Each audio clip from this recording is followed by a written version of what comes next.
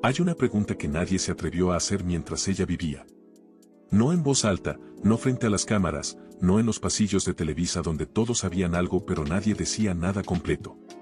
La pregunta era esta: ¿qué sabía Carla Álvarez de lo que ocurrió dentro de ese matrimonio que el mundo nunca supo con certeza? No era un chisme de camerino. No era una anécdota graciosa para contar en un programa de revista.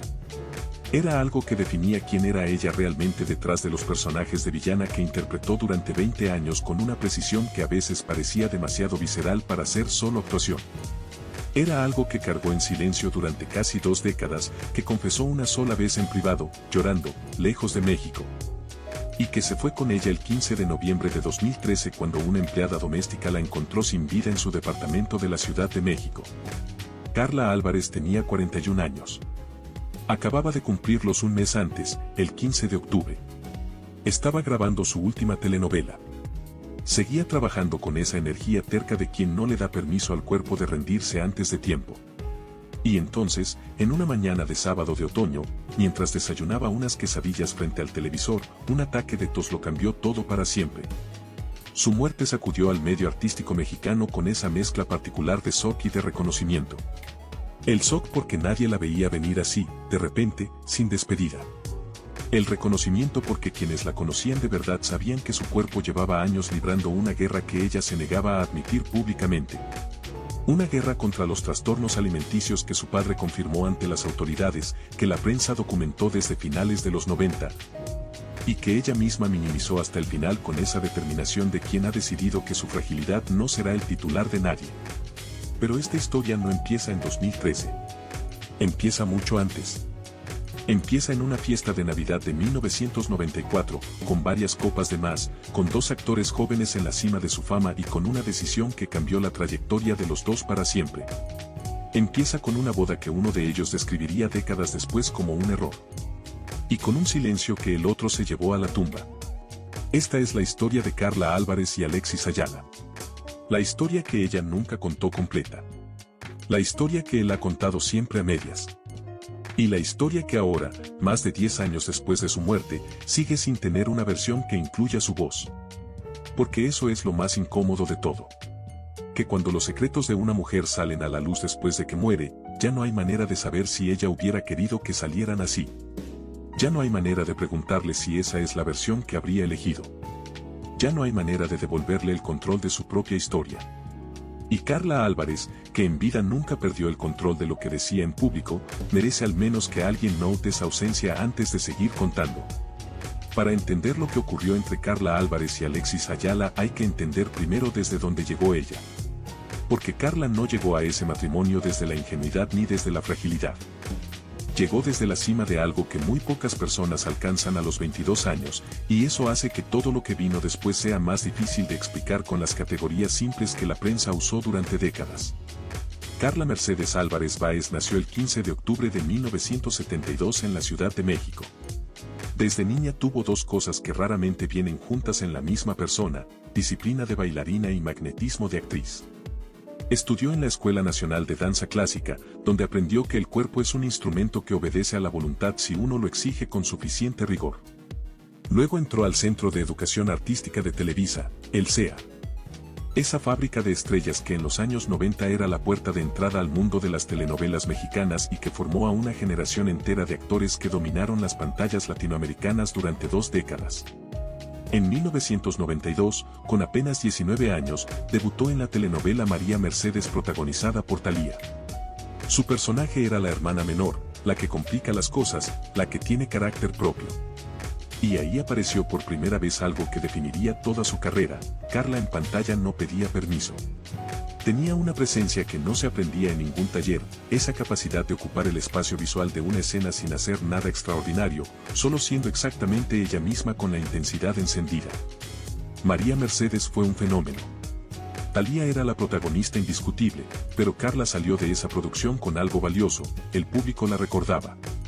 En un mundo donde los personajes secundarios suelen disolverse en el olvido colectivo tan pronto termina la telenovela, ella había dejado una marca.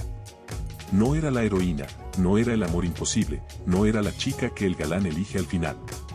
Era la que generaba fricción, la que ponía en movimiento las escenas, la que hacía que las cosas pasaran.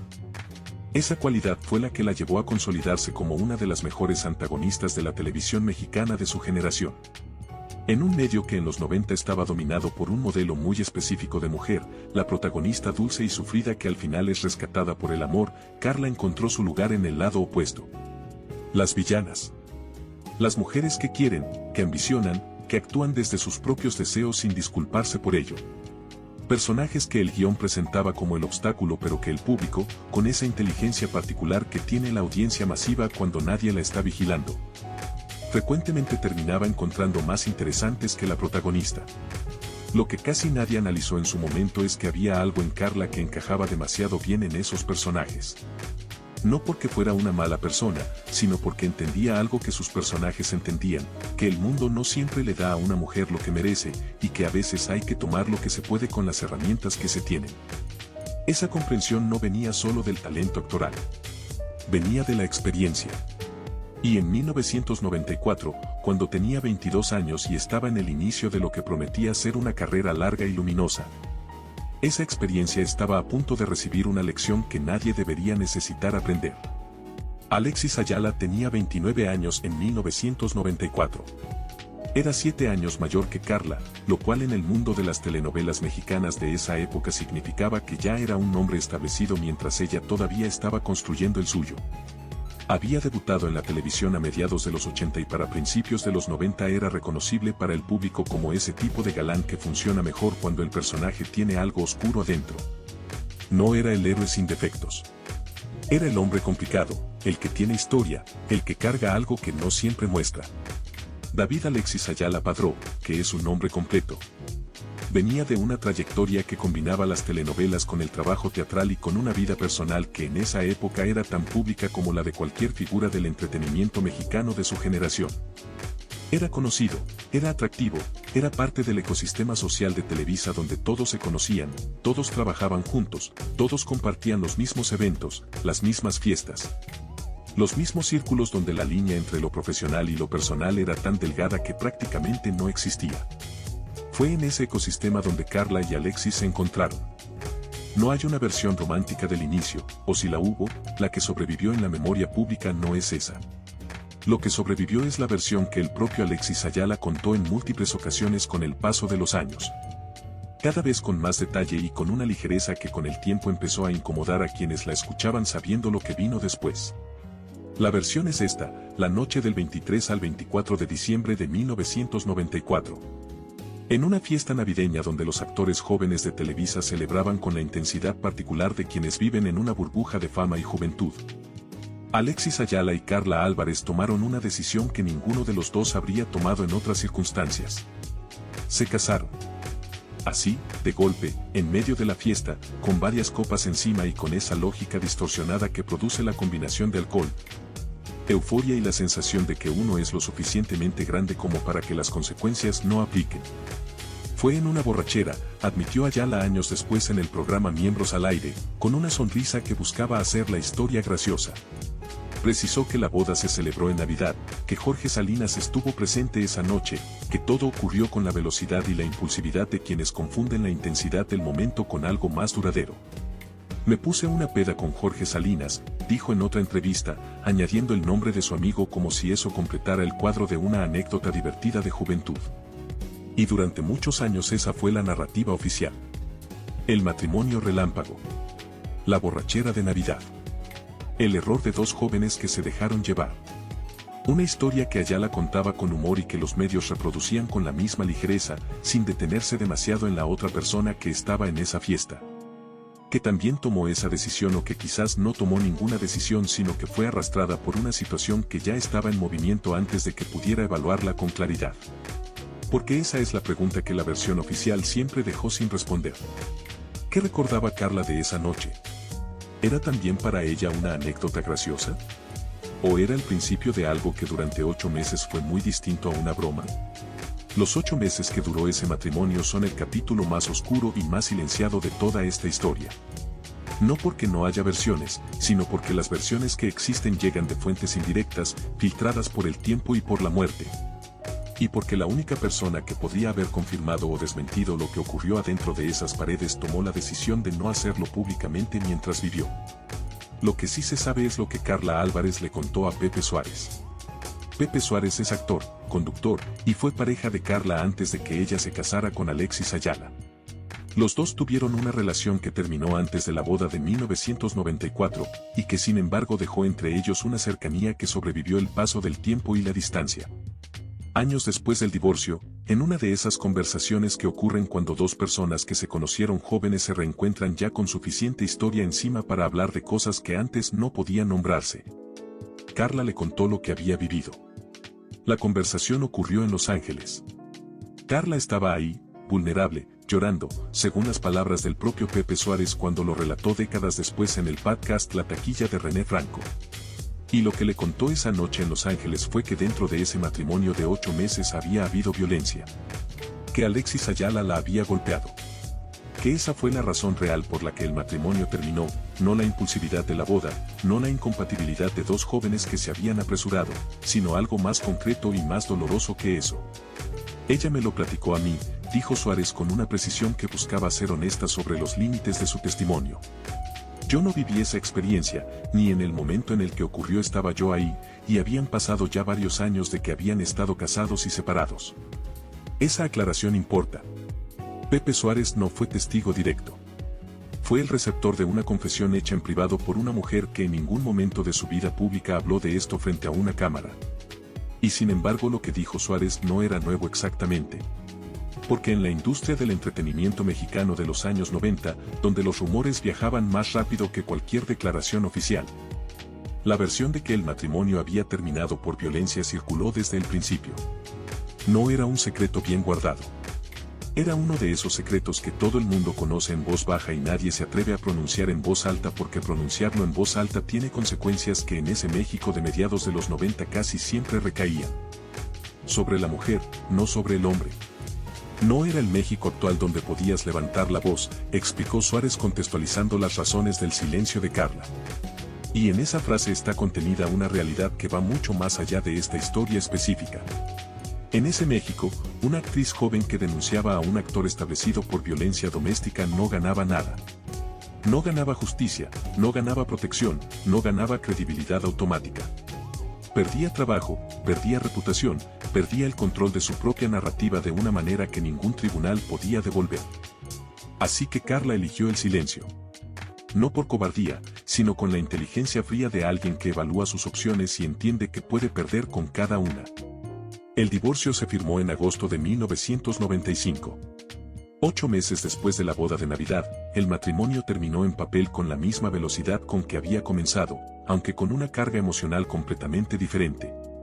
Para el mundo exterior fue el cierre de una anécdota, la conclusión lógica de una unión impulsiva que nunca debió haber ocurrido. Para Carla fue algo que tomaría mucho más tiempo procesar que los meses que duró el proceso legal. Lo que ocurrió después del divorcio dice mucho sobre cómo funcionaba la industria y sobre cómo funcionaba Carla. Porque en lugar de retirarse, en lugar de tomarse un tiempo, en lugar de hacer cualquiera de las cosas que el sentido común sugeriría después de haber vivido lo que vivió, Carla Álvarez siguió trabajando. Siguió apareciendo. Siguió construyendo la carrera que había empezado antes de que ese matrimonio existiera, como si una parte de ella hubiera tomado la decisión de que lo que ocurrió dentro de esas paredes no iba a definirla ni a detenerla. Esa decisión requería una fortaleza que es fácil admirar desde afuera y que desde adentro debía tener un costo que no siempre era visible. Porque seguir apareciendo en el mismo medio donde estaba el hombre que la había lastimado, seguir cruzándose en los pasillos de Televisa, seguir siendo evaluada para los mismos proyectos, requería una capacidad de compartimentación emocional que no es natural ni gratuita. Es algo que se aprende por necesidad y que deja marcas que no siempre se ven en la superficie. Alexis Ayala también continuó su carrera sin interrupciones. Su versión pública del fin del matrimonio era la de la borrachera de Navidad, el error juvenil, la incompatibilidad de dos personas que se apresuraron. Nuestro error fue llevar la pareja a donde no debía ir, dijo años después en una entrevista con el burro Van Rankin para el programa Hoy. Nos gustábamos, nos llevábamos bien, tal vez pudo haber sido una relación de unos cuantos meses, unas cuantas saliditas, pero no para casarnos. Esa versión es cómoda. Es la versión que convierte una historia potencialmente muy oscura en una anécdota de juventud con moraleja sencilla. Y es la versión que Ayala repitió con variaciones durante décadas, cada vez que un periodista le preguntaba por ese capítulo de su vida. Sin que nadie presente en esas entrevistas lo presionara demasiado hacia las preguntas que la versión oficial dejaba sin responder. Hubo sin embargo algo que ocurrió después del divorcio que la versión de la borrachera no explica completamente.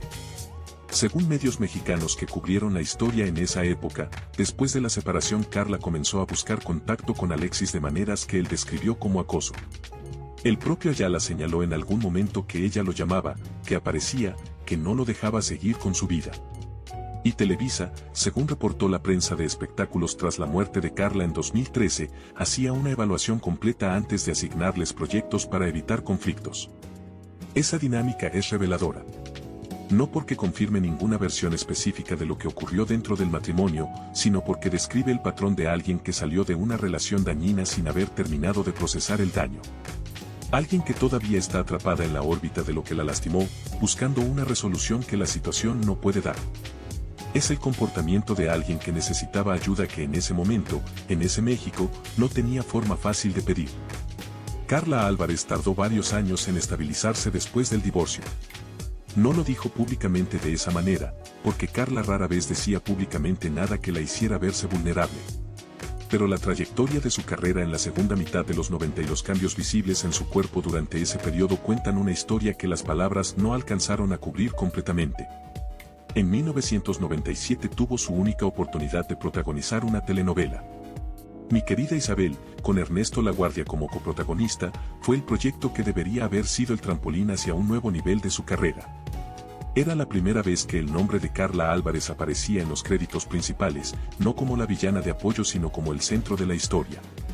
Ese reconocimiento llegó con una presión específica, la presión de demostrar que podía cargar un proyecto por sí sola, de que su talento era suficiente para el primer plano sin la sombra de una protagonista más conocida.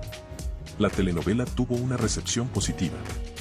Carla ganó un premio como Mejor Revelación Femenina en 1998 por esa actuación, una validación que en el lenguaje de la industria decía que el talento era indiscutible. Pero después de Mi querida Isabel no vino otro protagónico. Volvió a los personajes antagónicos, volvió al lugar donde era extraordinaria pero donde el mundo la clasificaba como secundaria, y esa vuelta no fue completamente voluntaria. En 1998 llegó La mentira, con Kate del Castillo como protagonista, y el personaje de villana que Carla interpretó en esa producción es considerado por muchos uno de los más memorables de su carrera. Lo hizo con una ferocidad que iba más allá del guión, con esa capacidad suya de encontrar en los personajes oscuros algo que resonaba desde adentro y que hacía que la audiencia los odiara y los entendiera al mismo tiempo. Kate del Castillo, que trabajó con ella en esa producción, fue una de las primeras en expresar su dolor público cuando Carla murió 15 años después.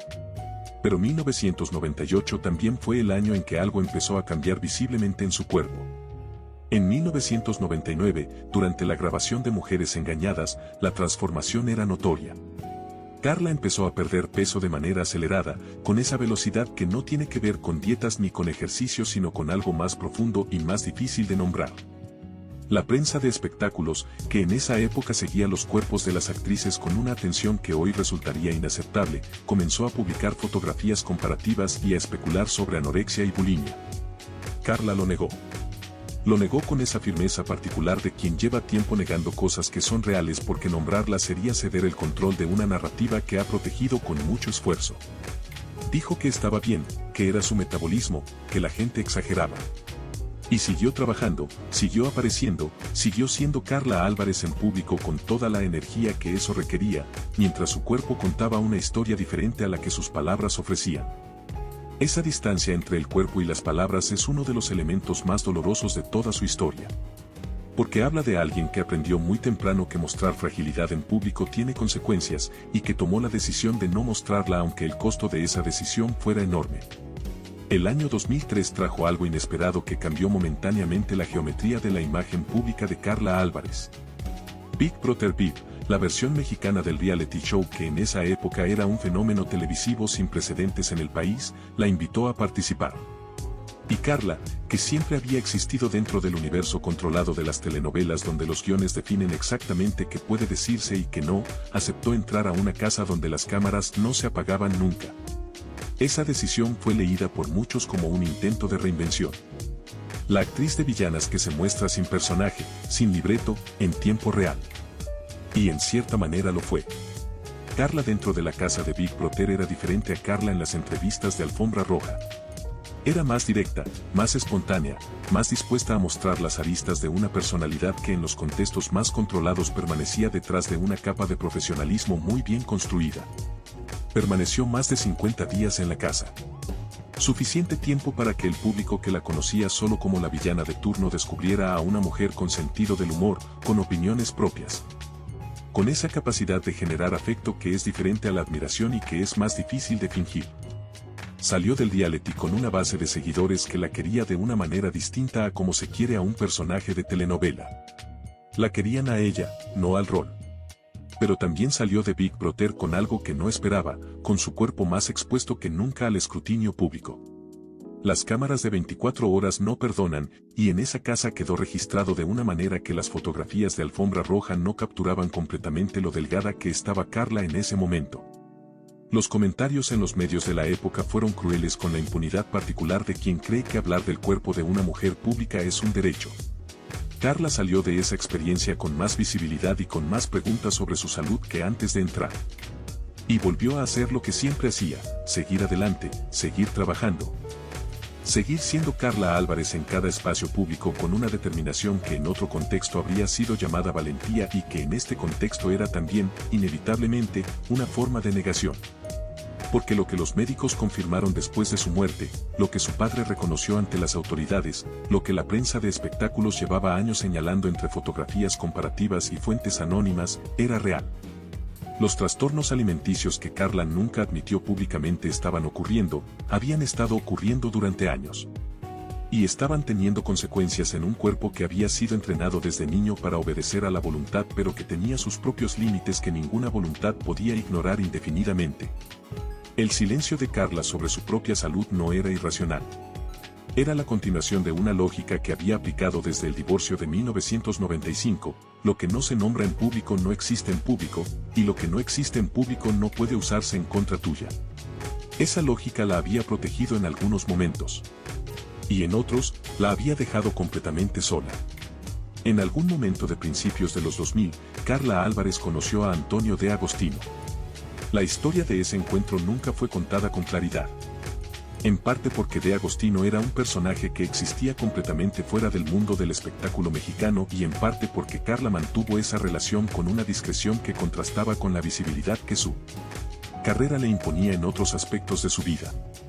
Antonio De Agostino era un empresario de origen italiano, mayor que Carla por más de 20 años. No era alguien que apareciera en las páginas de los medios de entretenimiento, no tenía perfil público, no formaba parte del ecosistema de Televisa ni de los círculos sociales donde Carla era figura habitual. Era, en el sentido más literal, alguien de otro mundo. Se casaron. La boda se celebró en Morelos, en una ceremonia a la que asistieron la madre y las hermanas de Carla, lo que indica que la relación tenía el conocimiento y aparentemente la aprobación de su familia más cercana. Pero lo que nadie fuera de ese círculo íntimo sabía en ese momento era que el matrimonio estaba en problemas prácticamente desde el inicio. Un mes y medio después de la boda, según confirmó años más tarde el abogado de Carla, Helvin Sánchez Rodríguez, ella había decidido separarse. La razón que el abogado hizo pública fue violencia. Violencia física y psicológica, dijo Sánchez Rodríguez sin rodeos, añadiendo que Carla había solicitado también una orden de restricción para que De Agostino no pudiera acercarse a ella. Le llegó a tener problemas por maltrato, con violencia física y psicológica, por eso también solicitó que por ley no se volviera a acercar el señor Antonio. El patrón que describe esa frase es imposible de ignorar cuando se pone junto a lo que Pepe Suárez relató sobre el primer matrimonio. Dos relaciones. Dos hombres completamente diferentes en personalidad, en origen, en contexto. Y en las dos, según los testimonios disponibles, violencia. Esa repetición no es coincidencia ni mala suerte. Es la marca de algo que empezó antes de que ninguno de esos dos hombres apareciera en la vida de Carla. Algo que tiene que ver con los patrones que se instalan en las personas que crecen sin suficiente protección o que aprenden a relacionarse con el peligro desde muy joven porque el peligro fue lo primero que conocieron del amor. Carla nunca habló de esto públicamente. Ni del primer matrimonio ni del segundo. La orden de restricción contra De Agostino fue un documento legal, no una declaración a los medios. El divorcio se formalizó el 30 de agosto de 2013, menos de 3 meses antes de su muerte. Carla murió sin que el mundo supiera que había estado casada una segunda vez. El propio De Agostino tuvo que salir a reclamar su lugar en el velorio, presentándose en estado de ebriedad ante una familia que lo rechazó, ante una prensa que no lo conocía, ante un mundo que descubrió su existencia en el peor momento posible. Ese detalle, De Agostino apareciendo en el velorio a reclamar algo, dice más sobre el tipo de relación que fue ese segundo matrimonio que cualquier declaración oficial. Dice que era una relación donde los límites no eran respetados, donde la voluntad de Carla de terminar, documentada en papeles legales, seguía siendo ignorada por quien se sentía con derecho a estar ahí. Dice que incluso en la muerte, Carla tuvo que ser protegida de algo que en vida había intentado dejar atrás. Hay una pregunta que recorre toda la historia de Carla Álvarez y que ninguna de las versiones disponibles responde completamente: ¿por qué una mujer tan inteligente, tan consciente de sí misma, tan capaz de leer las situaciones con la precisión que le había dado una carrera construida sobre la comprensión de la naturaleza humana, terminó en 2 relaciones marcadas por la violencia? La respuesta fácil es que no hay respuesta fácil. La respuesta honesta es que los patrones de violencia en las relaciones íntimas no tienen que ver con la inteligencia ni con la fortaleza ni con el éxito profesional. Tienen que ver con algo que se instala mucho antes, con los modelos que una persona absorbe sobre lo que es el amor, sobre lo que merece esperar de las personas que eligen para estar cerca, sobre la diferencia entre intensidad y peligro que a veces en la juventud no es visible hasta que ya es demasiado tarde para evitar el daño. Lo que sí es claro es que Carla Álvarez desarrolló a lo largo de su vida una capacidad extraordinaria para separar lo privado de lo público, para mostrar exactamente lo que quería mostrar y guardar con una disciplina casi militar todo lo demás. Esa capacidad le permitió tener una carrera larga y respetada en una industria que no suele ser generosa con las mujeres que muestran fragilidad. Le permitió seguir trabajando en el mismo medio donde estaba el hombre que la había lastimado por primera vez. Le permitió mantener una imagen de mujer fuerte, independiente, sin victimismos, en todos los espacios donde su nombre aparecía. Pero esa misma capacidad tuvo un precio que se pagó adentro, en los espacios que las cámaras no alcanzan. En el cuerpo que desde finales de los 90 empezó a contar una historia diferente a la que las palabras ofrecían.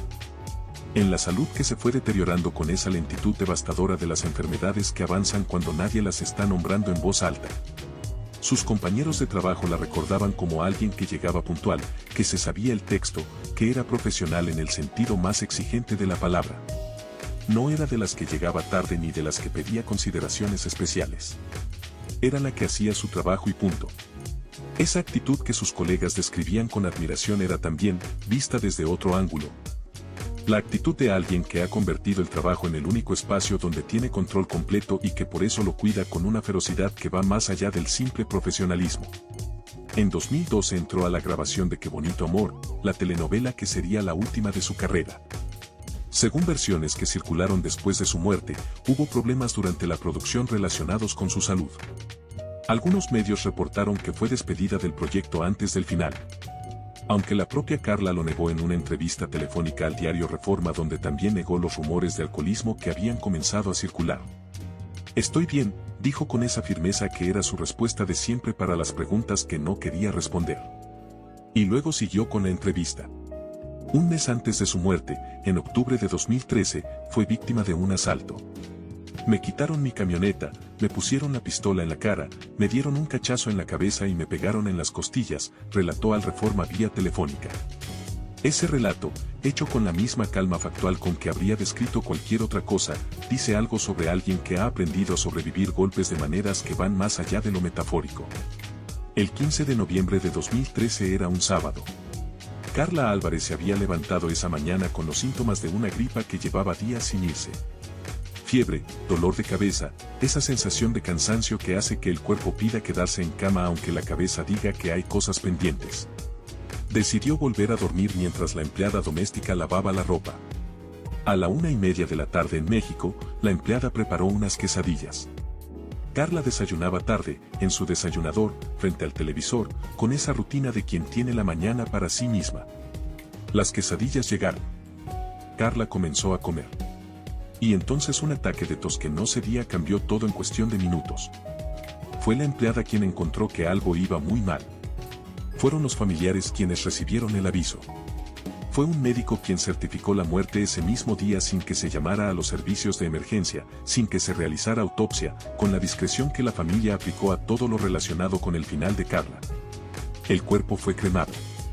No hubo autopsia que pudiera confirmar o desmentir nada con certeza científica. Los primeros reportes dijeron paro cardiorrespiratorio. Los reportes posteriores dijeron trastornos alimenticios. El acta de defunción, a la que Univisión tuvo acceso en 2017, 4 años después de la muerte, dice insuficiencia respiratoria aguda relacionada con neumonía viral. 3 versiones. 3 momentos distintos en que la historia oficial cambió. Y debajo de cada cambio, la misma pregunta que no tiene respuesta limpia: ¿qué mató exactamente a Carla Álvarez? La respuesta médica probablemente es la neumonía. Un cuerpo que llevaba años debilitado por una enfermedad que no había sido tratada con la consistencia que requería, que semanas antes había recibido golpes en un asalto, que tenía fiebre desde hacía días. Que se quedó en cama en lugar de ir al médico porque así era Carla, no iba al médico, no pedía ayuda, no admitía que algo estaba mal hasta que era demasiado tarde para manejarlo sola. Ese cuerpo encontró en una neumonía viral el límite que no había encontrado en ninguna de las otras cosas que lo habían golpeado antes. Pero hay otra respuesta que no está en el acta de defunción y que tampoco está en ningún documento oficial. Es la respuesta que habla de lo que le cuesta a un cuerpo cargar durante décadas lo que el de Carla cargó. El silencio sobre la violencia del primer matrimonio. El patrón que se repitió en el segundo. Los trastornos alimenticios que avanzaron mientras ella decía que estaba bien. La soledad particular de alguien que ha construido una imagen tan sólida de fortaleza que nadie se atreve a preguntarle cómo está realmente porque la respuesta siempre va a ser que está bien. Eso también mata. No de golpe, no con un diagnóstico claro, sino con la lentitud de lo que se va desgastando por dentro mientras la superficie sigue brillando. La noticia llegó al mundo del espectáculo mexicano con esa velocidad que tienen las noticias que nadie esperaba pero que en algún lugar ya presentía. Carla Álvarez, 41 años, encontrada sin vida en su departamento. Las redes sociales de 2013, que ya eran lo suficientemente maduras para amplificar el dolor colectivo pero todavía lo suficientemente nuevas para hacerlo sin los filtros que vendrían después. Se llenaron de mensajes de compañeros, de seguidores, de personas que la habían odiado como villana en pantalla y que descubrían en ese momento que lo que habían sentido era en realidad afecto. Kate del Castillo escribió desde donde estaba. Maribel Guardia expresó su tristeza. Los actores que habían trabajado con ella en alguna de sus producciones salieron a hablar de la profesional, de la compañera, de la mujer que llegaba puntual y que hacía su trabajo sin dramas. Los testimonios de esa jornada tienen todos algo en común, hablan de una persona que era querida en el medio pero que en cierta manera era también un misterio. Alguien de quien todo el mundo tenía una anécdota pero nadie tenía el cuadro completo. Alexis Ayala estaba en la Ciudad de México cuando se enteró. Su reacción fue la de alguien genuinamente conmovido, o al menos eso transmitió la entrevista que dio al diario Reforma pocas horas después. Ojalá que ella se haya ido en paz, y que su familia esté bien, dijo. Y luego añadió algo que en ese momento fue leído como una expresión de distancia razonable entre dos personas que llevaban años sin verse, teníamos muchos años de no vernos y de no compartir trabajo. Pero siempre la recordaré como alguien que formó parte de mi vida. Esa frase es interesante si se la mira con atención. Siempre la recordaré como alguien que formó parte de mi vida. No como alguien a quien amó, no como alguien que le importó profundamente, no con ninguno de los vocabularios del dolor personal. Como alguien que formó parte de mi vida. Una formulación que reconoce la existencia de la relación sin comprometerse con ninguna versión de lo que esa relación fue. Años después, en 2019, cuando el burro Van Rankin le preguntó sobre Carla en el programa Hoy, Ayala dijo que respetaba mucho el recuerdo que se puede tener de ella en todos los sentidos. Esa frase es todavía más cuidadosa que la primera. Respeto el recuerdo que se puede tener de ella. No el recuerdo que él tiene. El recuerdo que se puede tener. Una construcción que pone distancia entre Ayala y cualquier versión específica de la memoria de Carla. Y en 2025, cuando su participación en La Casa de los Famosos México 3 reactivó el interés del público en esa etapa de su vida, Ayala volvió a contar la historia de la borrachera de Navidad con la misma ligereza de siempre. Fue en una borrachera, el error de llevar la pareja al altar, la anécdota graciosa. La versión que no tiene violencia, que no tiene dolor, que no tiene a una mujer llorando en Los Ángeles contándole a su exnovio lo que vivió dentro de ese matrimonio. La versión que Carla no pudo corregir porque ya no estaba para hacerlo. Hay algo que ocurre cuando una mujer muere joven y dejó secretos sin contar. Sus secretos no mueren con ella. Se quedan flotando en el espacio que ella ocupaba, disponibles para quien quiera tomarlos, interpretarlos, usarlos con las intenciones que sean. Y la mujer, que cuando vivía tenía el poder de decidir qué se contaba y en qué momento y con qué palabras, ya no tiene ninguno de esos controles. Eso es exactamente lo que ocurrió con la historia de Carla Álvarez después de su muerte. Los secretos que ella había guardado con tanto cuidado durante casi 20 años comenzaron a emerger desde distintas direcciones, sin coordinación, sin la voz de ella para contextualizarlos. Sin la posibilidad de preguntarle si esa era la versión que habría elegido que el mundo conociera. El testimonio de Pepe Suárez llegó en 2025, 12 años después de su muerte, activado por la presencia de Alexis Ayala en un reality show. Esa temporalidad importa. No fue una decisión tomada para honrar la memoria de Carla o para contribuir a una conversación más amplia sobre violencia doméstica. Fue activada por el contexto mediático de un reality show, por la presencia pública de un hombre específico, por la lógica del entretenimiento que convierte los secretos de los muertos en contenido para los vivos. Pepe Suárez lo dijo con la honestidad que le reconocen quienes lo conocen: yo vi a Carla vulnerable y llorando, ella me lo contó, yo no fui testigo. Y si esto va a causar controversia, le debo una disculpa a Alexis porque han pasado muchos años y él es otra persona. Esa secuencia de frases es notable por lo que contiene y por lo que revela sobre las dinámicas que rodean estas historias. La información sobre el maltrato está ahí. La validación de la fuente, Carla directamente, está ahí. Y aún así hay una disculpa implícita hacia el hombre acusado y no hacia la mujer que sufrió. Eso no es una crítica a Pepe Suárez como persona. Es la descripción de cómo funciona el mundo cuando habla de violencia doméstica cometida por hombres con visibilidad pública. La duda recae sobre quien la vivió, no sobre quien la ejerció. La disculpa se ofrece hacia el acusado, no hacia la víctima que ya no puede recibir ninguna. Y la historia de la borrachera de Navidad, la anécdota graciosa, la narrativa del error juvenil, sigue siendo la versión oficial porque es la única versión que tiene a su protagonista vivo para defenderla. Alexis Ayala nunca respondió directamente a las acusaciones de Pepe Suárez con una negación específica. No dijo que era mentira. No presentó su versión de lo que ocurrió dentro de ese matrimonio más allá de la anécdota de la boda impulsiva. Siguió en la casa de los famosos.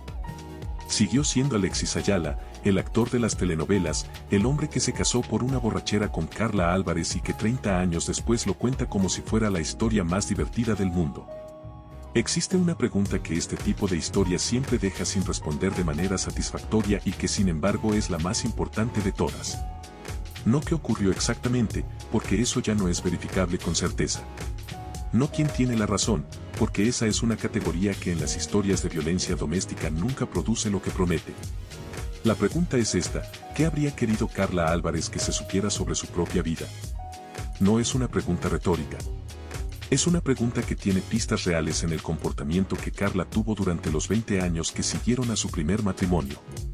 La primera pista es el silencio. Carla tuvo múltiples oportunidades de hablar.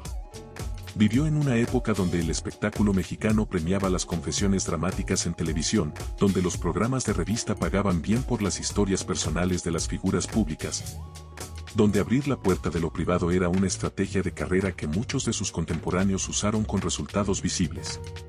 Carla no lo hizo nunca. Ni sobre el primer matrimonio, ni sobre el segundo, ni sobre su salud, ni sobre nada que la colocara en una posición de fragilidad visible. Ese silencio consistente durante 20 años no fue accidental. Fue una decisión sostenida. La segunda pista es el Big Brother. Cuando en 2003 entró a esa casa de paredes transparentes, Carla eligió mostrar una versión de sí misma más cercana y más espontánea que la que presentaba en los contextos profesionales. Se dejó ver con buen humor, con opiniones, con la humanidad cotidiana que las telenovelas no capturan. Pero no habló de los temas que esta historia ha estado revisando. Estuvo más de 50 días en una casa donde las conversaciones íntimas ocurrían a cualquier hora, y no hubo ninguna en la que tocara los puntos más dolorosos de su historia personal. Esa selectividad también es una decisión. La tercera pista está en la entrevista que dio al Reforma en octubre de 2013, un mes antes de su muerte, después del asalto que sufrió. ¿Estoy bien? Dos palabras. La respuesta de siempre. No un derrumbe, no una apertura, no el tipo de vulnerabilidad que a veces produce el miedo de haber tenido una pistola en la cara. ¿Estoy bien? Como si el cuerpo que había sobrevivido todo lo que había sobrevivido tuviera todavía energía suficiente para mantener la versión oficial en pie. Esas tres pistas juntas describen a alguien que valoraba profundamente el control de su propio relato. Que había tomado la decisión consciente de que ciertas cosas no iban a ser contadas en público, al menos no por ella, al menos no mientras viviera. Y que esa decisión era parte fundamental de quién era y de cómo quería ser recordada. El mundo que vino después de su muerte no respetó esa decisión. No necesariamente con mala intención, pero tampoco con suficiente conciencia de lo que significa contar la historia de alguien que ya no está para corregir, para contextualizar. Para decir eso no fue así o eso es solo parte de lo que pasó. La historia de Karla Álvarez y Alexis Ayala resurgió en 2025 con una fuerza que ninguno de los dos habría anticipado, o que al menos uno de los dos no anticipó, porque el otro ya no puede anticipar nada. La Casa de los Famosos México 3, el reality show de Televisa que reunió a figuras del entretenimiento nacional en la convivencia forzada que el género produce, puso a Alexis Ayala frente a cámaras durante semanas. Y las cámaras, más los micrófonos, más las redes sociales, más la memoria del público que no olvida, hicieron el resto. Ayala habló de Karla en el contexto del programa con la misma narrativa de siempre. La boda de Navidad. La borrachera. El error. El matrimonio de 8 meses que fue un desacierto porque dos personas que se gustaban no debían haber llegado al altar. Y el público, que en 2025 tiene un vocabulario sobre violencia doméstica que en 1994 no existía en el espacio público mexicano. Escuchó esa narrativa con orejas diferentes a las que la habían escuchado durante 30 años. Porque hay algo que cambia cuando una historia que siempre fue contada en clave de anécdota graciosa se escucha en un contexto donde se sabe lo que Pepe Suárez relató. Donde se sabe lo que el abogado de Karla declaró sobre el segundo matrimonio. Donde se sabe que el patrón que describe la vida amorosa de Karla Álvarez no es el patrón de dos jóvenes que se apresuraron sino algo más sistemático y más doloroso. Lo que cambia es el tono. Lo que antes sonaba a historia de juventud ahora suena a algo que requiere preguntas distintas. El propio Ayala celebró sus 60 años dentro de la casa del reality durante el fin de semana del 9 de agosto de 2025.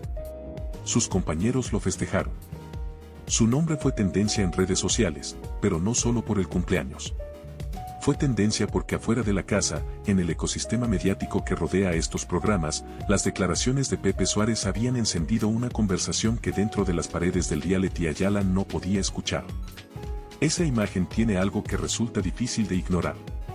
Alexis Ayala celebrando su cumpleaños número 60 en una casa de televisión mientras afuera el mundo discutía lo que ocurrió dentro de ese matrimonio de 8 meses, 30 años antes. Con una mujer que lleva 12 años muerta y que nunca dijo nada de esto en público.